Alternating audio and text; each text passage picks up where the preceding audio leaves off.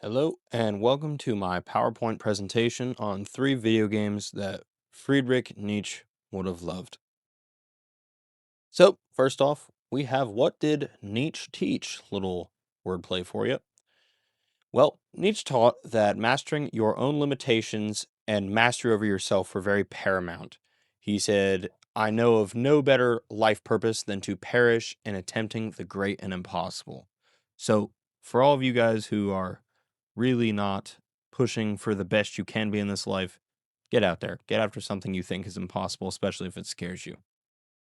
He taught the Übermensch, which roughly translates to Superman, and that kind of means this rise above the herd mentality. It's to really make a life for yourself, regardless of your circumstances, your class, perhaps. I put air quotes around class there. Um, and he taught Amor Fati, which translates to the love of fate. And you have to really just be at peace and even love everything that happens, good and bad in your life. You get fired, you lose your job, like maybe me, or something else. You just have to learn to love it. The good, the bad, the ups, the downs, the hills, the rivers. You have to learn to love everything. And he also taught the God is dead, I'll call it theology or lack thereof. And that is the refusal or rejection of religious dogma, once again, to create this value in your own life without anything. And here we have the quote that to live is to suffer, and to survive is to find some meaning in the suffering. So, first up, we have Ultra Kill. So, Ultra Kill is this boomer shooter mixed with the DMC combo system and Doom's gunplay and movement, if you've never seen it before. And the main premise of this game is kind of that God has abandoned the universe and everything's just kind of going to crap. And you play this robot named V1, and it runs off of blood. And after it runs out of things in the world, where else to go than hell? So I think Nietzsche would really enjoy the challenge and the mastery over this game. There's so many cool techs you can do. Those who have played it already know the coin spins, the ricochets, the rocket punches. There is so much to just learn in this game, and the world is very bleak. It is very not empty, but let's say devoid of meaning. And I think you would likely probably delve a little bit too deeply into V1 and this meaningless drive that he's going on just to keep functioning and operating. And maybe he would tie that to how some of us in the rat race have really no meaning other than survival. So for number two, we have Nietzsche's Shadow. Now, this is an indie game that I believe is only on Steam at this time. And I believe this is the first time in the series we have ever had a philosopher or thinker that already has his or her own game. I think this one would be really cool to watch or really interesting because Niche would have to argue with himself while also arguing with himself.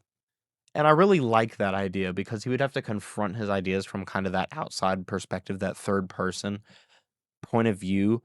And he could be the first human being to ever have a three-way argument with himself. And I think that is just awesome as it is mind boggling. And I really think this would challenge his own morality. Maybe God isn't dead, or maybe we are just herd animals, to be a little more bleakly speaking.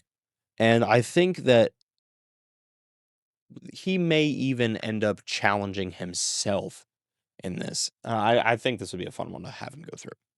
And finally, we have Dark Souls.